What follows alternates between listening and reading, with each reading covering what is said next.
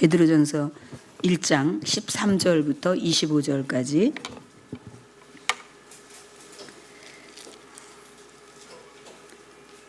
우리 같이 합독하겠습니다.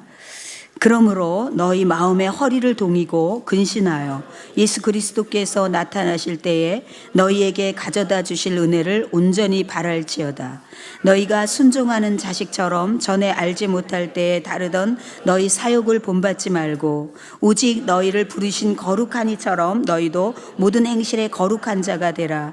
기록되었으되 내가 거룩하니 너희도 거룩할지어다 하셨느니라. 외모로 보시지 않고 각 사람의 행위대로 심판하시는 이를 너희가 아버지라 부른즉 너희가 나그네로 있을 때를 두려움으로 지내라. 너희가 알거니와 너희 조상이 물려준 헛된 행실에서 대속함을 받은 것은 은이나 금같이 없어질 것으로 된 것이 아니요 오직 흠없고 점없는 어린 양 같은 그리스도의 보배로운 피로 된 것이니라. 그는 창세전부터 미리 알리신 바 되니나 이 말세에 너희를 위하여 나타내신 바 되었으니 너희는 그를 죽은 자 가운데서 살리시고 영광을 주신 하나님을 그리스도로 말미암아 믿는 자니 너희 믿음과 소망이 하나님께 있게 하셨느니라. 너희가 진리를 순종함으로 너희 영혼을 깨끗하게 하여 거짓이 없이 형제 사랑하기에 이르렀으니 마음으로 뜨겁게 서로 사랑하라. 너희가 거듭난 것은 썩어질 씨로 된 것이 아니요 썩지 아니할 씨로 된 것이니 살아있고 항상 있는 하나님의 말씀으로 되었느니라. 그러므로 모든 육체는 풀과 같고 그 모든 영광은 풀의 꽃과 같으니 풀은 마르고 꽃은 떨어지되 오직 주의 말씀은 세세토록 있도다 하였으니 너희에게 전한 복음이 곧 이 말씀이니라. 아멘. 제가 아프리카에 가서 여러 사진을 찍혔는데 그 중에서 정말 너무너무 제 표정이 환한 것이 아기를 안을 때예요. 여러분도 이든이가 나오니까 뭐 하나같이 다 웃어요. 참 아이는 정말 너무 깨끗하고 여러분도 그랬어요. 여러분도 아기였을 때 지금 때가 좀 많이 묻었죠. 이제 아기였을 때 너무 예뻐서 지금 우리 교회에 아주 좋은 소식들이 지금 조만간 올해만 두 명이죠. 이제 기대합니다, 여러분. 이제 또 여러분에게 기쁨을 줄 새 생명들이 엄마 태중에서 잘 자라고 있어요. 할렐루야. 며칠 전에 택시를 타고 이제 가까이 오면서 기사님 커피 한 잔 하실래? 이러진 않았어요. 이제 다행히 옆에 누가 있었기 때문에 그 말이 그렇게 했어도 오해는 안 됐겠죠. 이제 저희 교회에서 커피를 맛있게 하는데 커피 한 잔 준비해 달라고 부탁할까요? 그랬더니 아유 그래도 되냐고, 자기 그런 걸 먹어도 되냐고. 그래서 괜찮다고. 제가 택시를 타면 기사님들에게 이렇게 대접한다고. 그리고 이제 부탁을 하고 그러면서 이렇게 오는 과정에서 자기가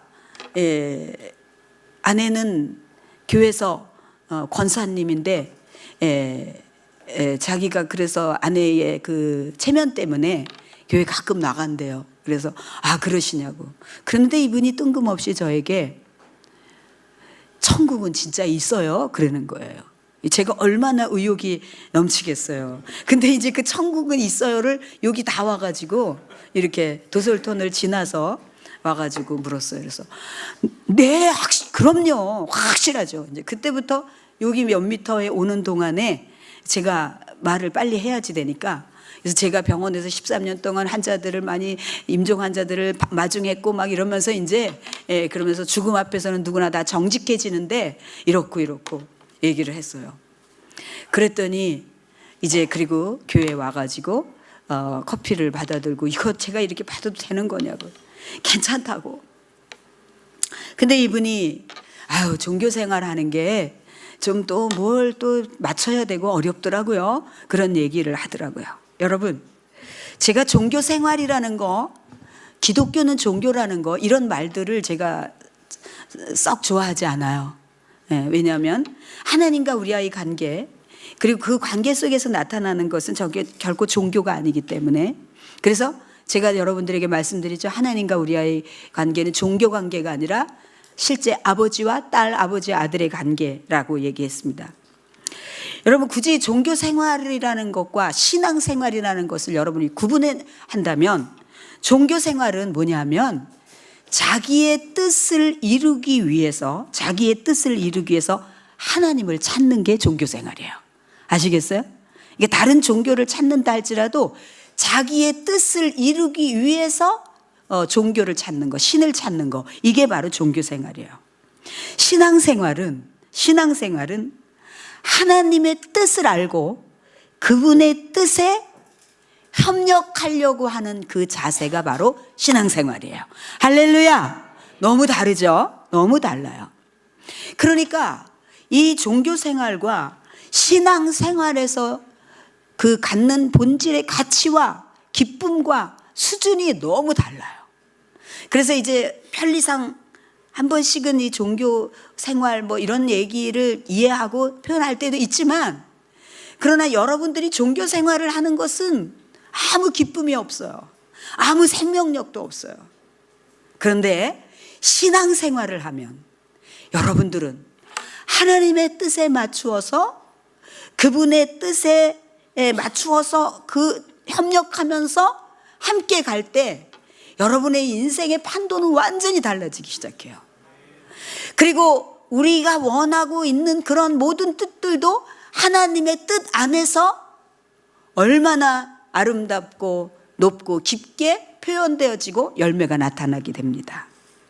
그래서 여러분들은 종교 생활을 하지 말고 교회 생활도 하지 말고 신앙 생활 할 수 있기를 축복합니다. 여러분, 이제 베드로는 예수님을 옆에서 본 사람이잖아요.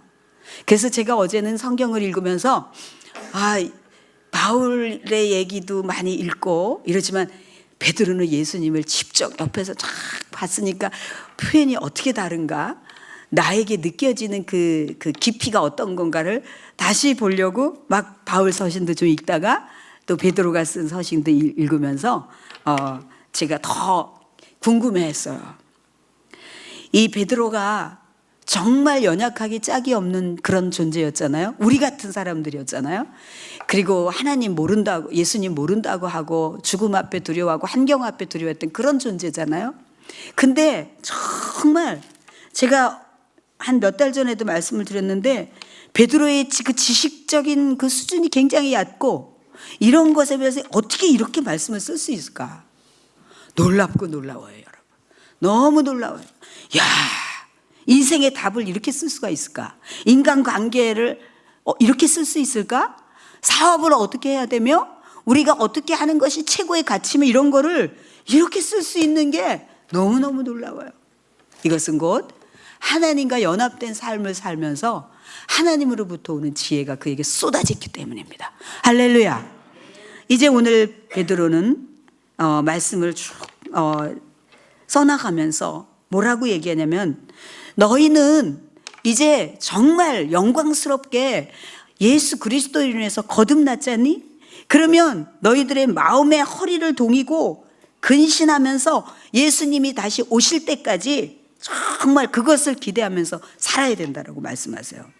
근데 여기서 마음의 허리를 동이라고 하는 것은 새롭게 출발하는 신앙생활이 새롭게 출발할 때 생각과 의지로 내가 지금 하나님을 모르고 살았을 때와 지금 하나님을 알고 살 이후는 완전히 달라야 되는구나 라는 것을 생각과 의지로 결단하라고 하는 뜻이에요.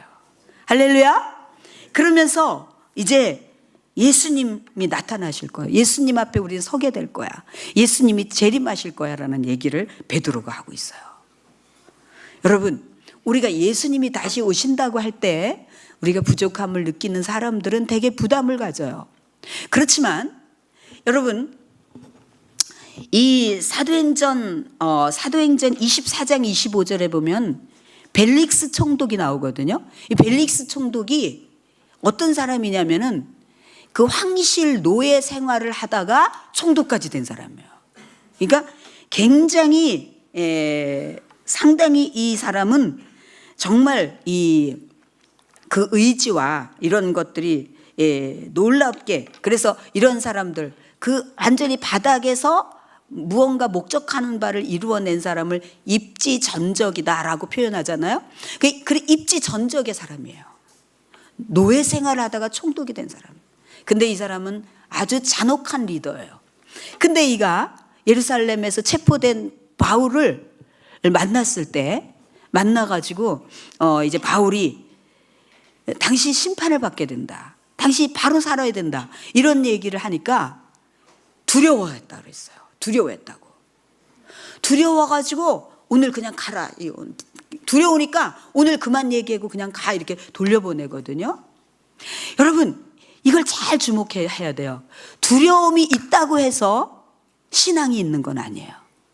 그러니까 내가 해서 벨릭스가 예수님 앞에 우리가 하나님 앞에, 인생은 다 하나님 앞에 선다는 그 사실 앞에서 두려움을 가졌는데 그 이후에도 전혀 달라지는 게 없단 말이죠.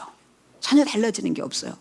오히려 바울을 구금해 놓고 무언가 돈을 받으려고 계속적으로 불러가지고 자꾸 만나는, 그래서 무언가 뇌물을 받으려고 했던 그런 모습이 보여지거든요. 그러니까 이 벨릭스 같은 인생이 굉장히 많은 거죠.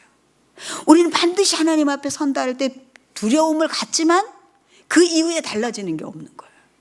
아마도 저는 이 벨릭스가 굉장히 그 폭군으로 살면서 그 하나님이 벨릭스와 같은 그 잔인한 폭군이라고 하는 사람에게도 바울을 통해서 기회를 주신다고 생각을 해요.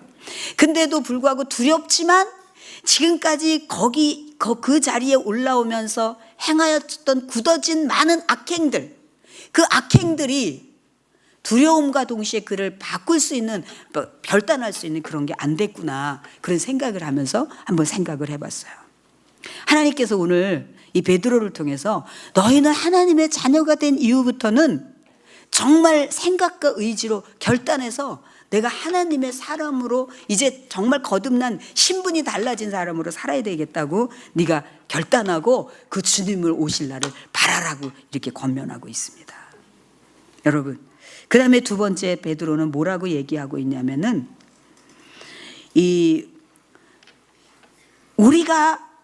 우리를 초청하신 분, 우리를 콜링하신 분이 거룩하니까 너희도 거룩해야 돼. 우리를 초청하신 분이 거룩하니까 너희도 거룩해야 돼. 여러분, 이것을 그냥 그대로 받아들여야지 돼요. 아이고, 목사님들이나 좀 그런 사람이 구별된 사람들이지 그게 다 되나? 아니에요. 그것은 만약에 여러분이 그렇게 생각하면 여러분 자신을 버리는 거예요.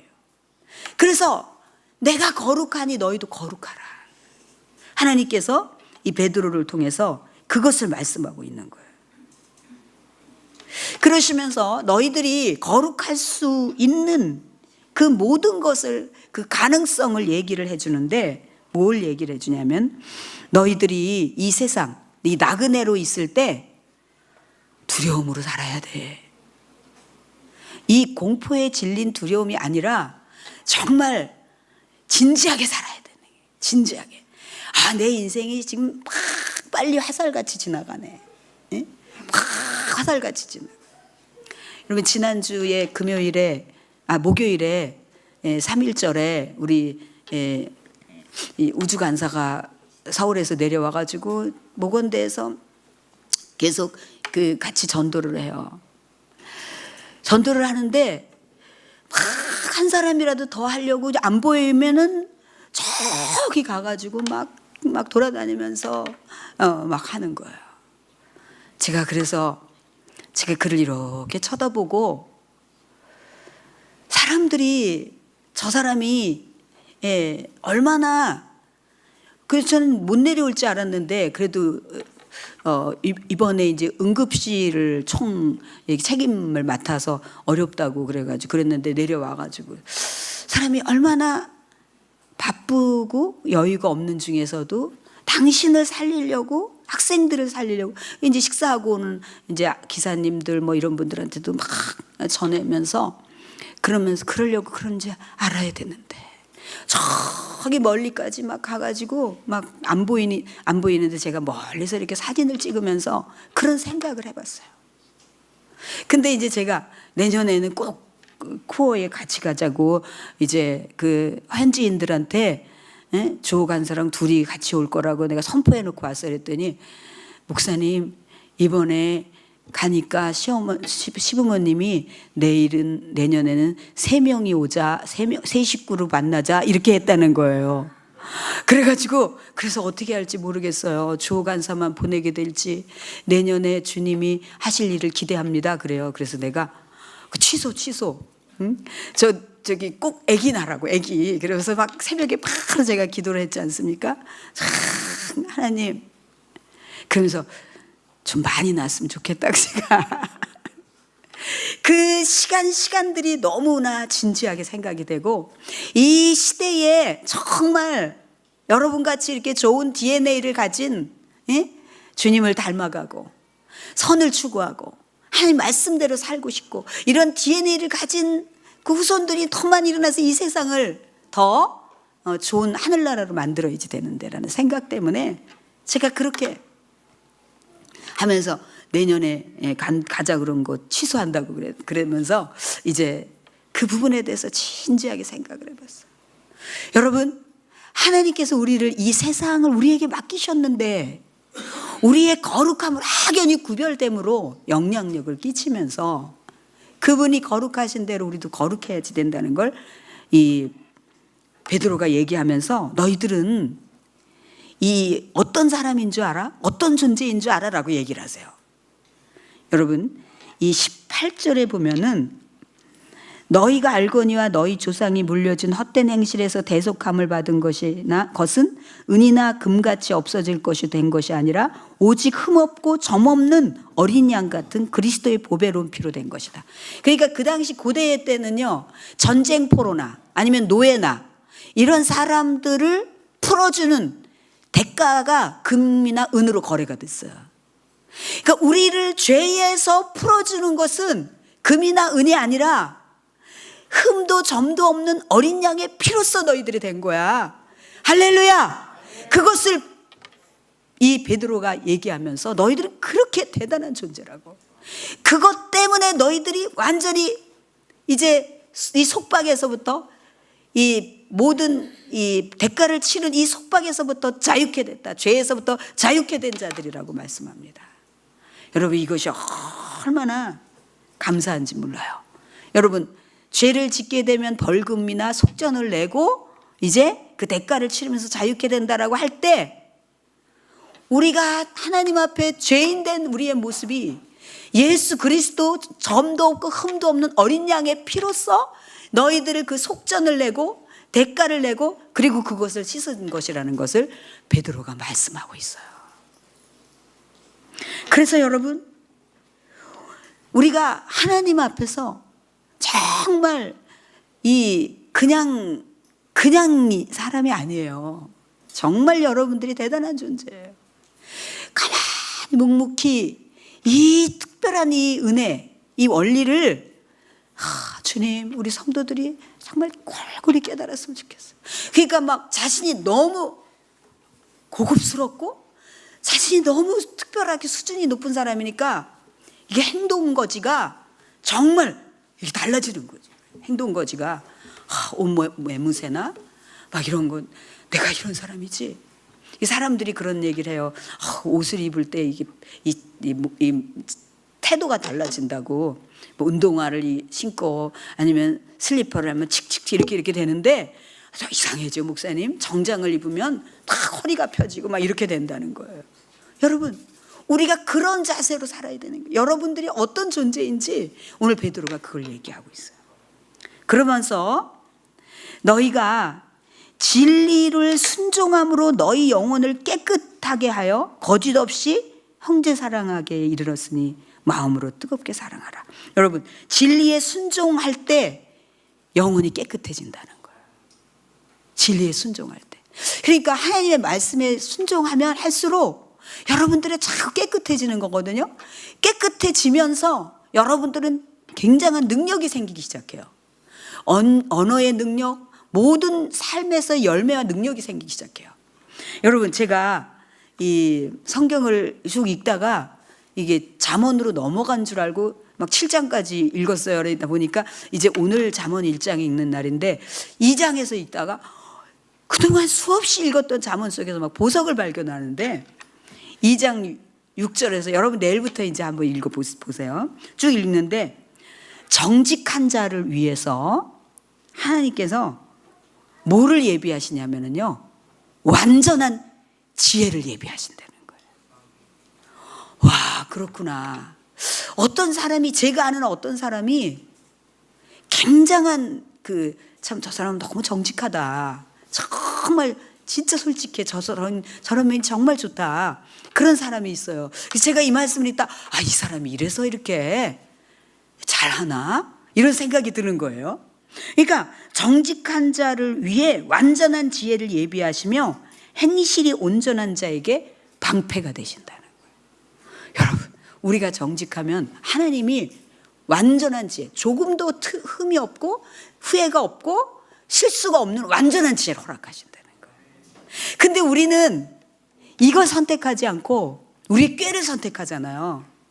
우리의 꾀를 선택하면 지금은 뭔가 이렇게 매끄럽게 가는 것 같지만 그게 나중에 막 이렇게 꼬이고 올무가 돼서 내 발목을 잡는 거예요. 이게 하나님의 자녀에 대한 그 살아가는 원리예요. 제가 얼마나 이게 기쁜지, 주님, 제가 기도할 때 주님, 제가 더 정직한 자가 돼서 완전한 제 지혜가 제게 덧입혀지기를 바란다고 막 기도했어요. 여러분, 우리가 살아가는 게 얼마나 편한지 몰라요.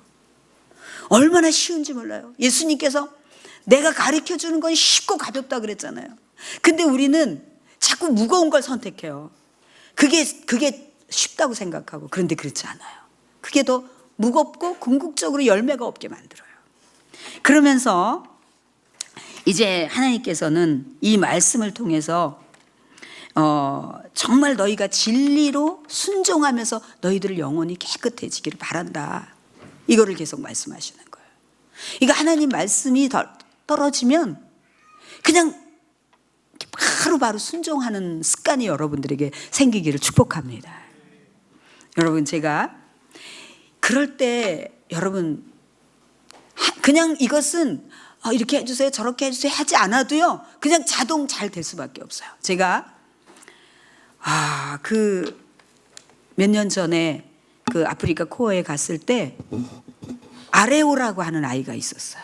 정말 남루하고, 그래도 어디서 이렇게 아주 구멍이 많이 난 남루한 티셔츠를, 아마도 우리가 올해 갖다 준 티셔츠도 그것만 입으면 얼마 안 돼서 옷이 없으니 그것만 입으면 금방 구멍이 난다고 그러더라고요.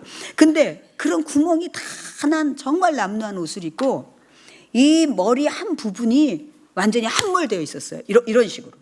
이 정도로 깊이 함몰이 돼 있었어요. 이렇게. 그래서 이제 마을에 복음을 전하러 갔는데 이 아이가 이렇게 돼 있어요. 근데 그거를 또 모르고 사람들이 거기다가 줌에 그때 그게 뭐 때문에 그렇게 됐다 그랬지? 바이러스인가? 뭐 때문에? 그래가지고 하여튼 이렇게 완전히 함몰, 뼈까지 이렇게 속으로 이렇게 들어가서 함몰이 돼 있는데 거기다가 사람들이 또 공업용 기름을 부어버린 거예요. 그러니까 우리가 마을에 가서 봤는데 얘가 심각하다고 막 수군거려가지고 보니까 정말 상상할 수가 없는 거예요. 그래서 우리가 그날 와가지고 자갈밭에 다 무릎을 꿇었어요. 왜냐면 제 마음에 확 감동이 오는데 죽겠구나 이런 마음이 들더라고요. 얘는 죽겠고, 여러분 죽을 수밖에 없죠. 여러분 이렇게 완전히 돼가지고 이 속까지 다 이미, 그러면서 여기로 줄줄 고름과 피가 줄줄 쏟아지는 애를 데리고 거기 우리 마을에 집회한다니까 온 거예요. 그래갖고서는 뭘 해줄 수도 없고, 그렇다고 뭐 비행기를 어떻게 데리고 나갈 수도 없는 상태고, 그래가지고 다 무릎을 꿇으라 그랬어요. 그래서 이제 우리 한 20명 이상 갔는데 다 무릎을 꿇고 하나님 앞에 막 사정을 했어요. 살려달라. 왜냐하면 어떻게 되겠지가 아니라 얘는 죽을 거라는 감동이 왔으니까 제 마음에. 하나님 살려달라고. 그러니까 이제 우리 한주미 선생이 그냥 너무 황당하니까 여기 한국에서 가져간 거 뭐 하나 뭘 연고 하나 발라주고 그랬지만 이제 막 너무 죽는다는 그 감동을 하나님께서 주셨으니까 어떻겠어요, 제 마음이. 그래서 다 자갈밭에 무릎을 꿇고 막 헝헝 울면서 살려달라고 막 하나님 앞에 살려달라고 그래요. 여러분, 그리고서 우리 돌아왔는데 그 다음에 이 아레오가 이렇게 좋아진다고 사진이 왔고요.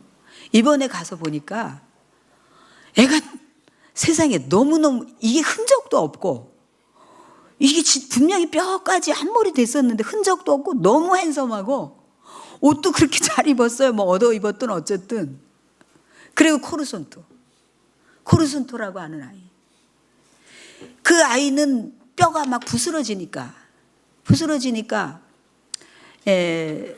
어디 나이로비로 데리고 가서 의료진들이 데리고 가가지고 비행기를 태워서 이제 한번 해보려고 했는데 비행기 타는 것도 위험하다. 이거 움직이기만 하면 부서진다.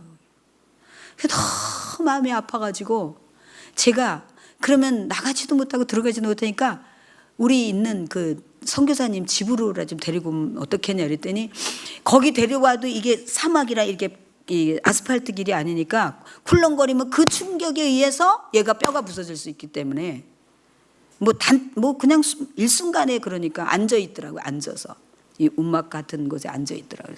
그래서 기도를 해주고 나오면서 걔 좀 데려다가 여기서 이게 맛있는 것들에도 먹이고 이거 좀 성현이랑 놀게 하면 어떻겠냐 그랬더니 선교사님이 걱정을 하는 거예요. 이게 털커덕 거리다가 애가 부서지면 어떻겠냐고. 그래도 꼭 한번 데리고 왔으면 좋겠는데 그랬더니 현지인 스텝이 이제 살살 끌고 갔다 오겠다고. 그래서 저는 살살 차를 몰고 이렇게 아버지하고 왔어요. 아버지는 할아버지 같이 생긴 아버지들은 또 빨리 노아가 와가지고 아버지하고 왔어요. 근데 이 아이는 제가 지금은 그분에 대해서 참 안타깝고 조금 어려운데 제가 늘 이 아이를 보고 너는 수지 여사와 같은 아이구나. 눈이 너무 총명하고 아주 공부도 잘하고 그런 아이예요. 그래서 내가 걔한테 희망을 줬죠. 네가 한국어를 배우고 네가 열심히 기도하고 그러면 내가 한국에다 데려다가 내가 널 공부를 시키겠다. 그러면서 이제 잘 데리고 와서 무슨 부스러질까 봐 과자로 만든 인형같이 바짝 마른 애를 잘 데리고 와서 살짝 앉혀놓고 그러니까 막 소꿉장난도 해보고 처음 가져보는 소꿉장난 솥 거는 거라고 하면은 막 크게 재밌어가지고 웃고 그랬던 그 아이가 그 사막에서 아무것도 한 거 없는데 지금은 목발을 짚고 학교를 다니고 있어요. 할렐루야. 여러분, 제가 오늘 이 말씀을 준비하면서 너무 살아있는 현장, 하나님의 뜻대로 하나님을 바라보고 하나님을 의지하는 사람들은 잘못된 것이 없어요. 여러분들은 마치 막 마음이 조급해서 그렇지만 아니에요. 우리가 알 수 없는 여러 가지 위험 속에서 보호를 받았고 여러 가지 질병 속에서 보호를 받았고 여러분의 생각을 키워주셨고 여러분의 가치를 키워주셨고 여러분은 정말 놀라울 정도로 복을 받은 거예요. 할렐루야. 하나님께서 오늘 이 말씀을 우리에게 주시는 거예요. 너희가 이제 이전에 알지 못하고 행하였던 그 모든 어두움 속에 있었던 삶을 다 끊고 생각과 의지로 결단하고 마음의 허리를 동이고 하나님의 말씀을 쫓아 살아야 되겠다고 결단할 때 너희들에게는 엄청난 복이 있는 거야 라고 말씀하면서 이게 복음이다 이렇게 25절에 말씀하세요. 오직 주의 말씀은 세세토록 있도다 하였으니 너희에게 전한 복음이 곧 이 말씀이니라. 여러분 아무리 생각해도 신기하죠. 정말 그렇게 남루하고 가능성이 없었던 아이들이 하나님 아버지를 우리가 부르짖고 그 아이도 하나님을 부르면서 새 인생이 시작이 되고 육체가 회복이 되고 환경이 바뀌어버리고 얼마나 놀라운지 몰라요. 여러분 우리는요 정말 어떻게 해서 이런 복을 받았을까 하나님을 우리 아버지로 모시고 사는 복을 받았을까? 이것에 대해서 여러분들이 우리 깜빡 잊어버릴 때는 있지만 여러분이 자주 떠올리면서 감사로 하나님 옆에 올리시기를 축복합니다. 우리는 신앙생활 해야 됩니다. 신앙생활은 뭐예요? 하나님의 뜻에 맞춰서, 그 뜻에 맞춰서 사는 삶이, 그 자세가 신앙생활이에요. 하나님의 뜻을 알고 그 뜻에 맞춰서 사는 게 신앙생활이에요. 하나님의 뜻은 여러분을 모든 면에서 윤택하고 모든 면에서 더 지금보다도 훨씬 더 상상할 수 없는 삶으로 끌어올리시는 게 하나님의 뜻이에요. 할렐루야.